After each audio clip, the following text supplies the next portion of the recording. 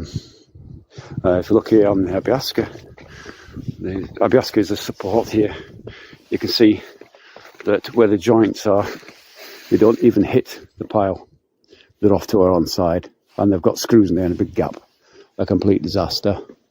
And why they, in fact, you can see insulation there.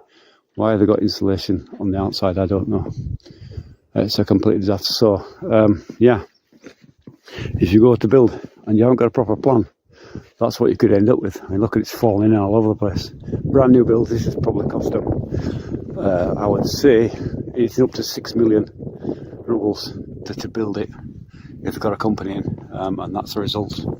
I would say that they will take that to a court to get their money back, which they won't do, because the company will simply go bankrupt or will disappear. They'll never get the money. A complete disaster. The whole thing needs to be taken down and rebuilt. So you can imagine the stress and heartbreak of these people who've done that.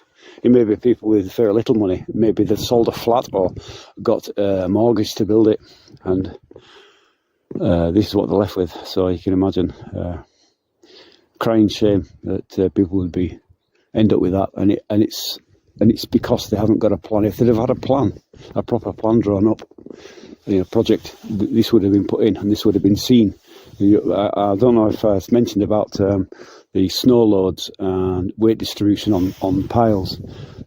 If that's not planned properly by an architect, this is what you could end up with. My house that I'm going to build, I had an architect draw up the plans. I put piles, foundations in all the time, but I'm not an engineer. I can't work out the load on a pile, how much it takes and distance and all the rest of it.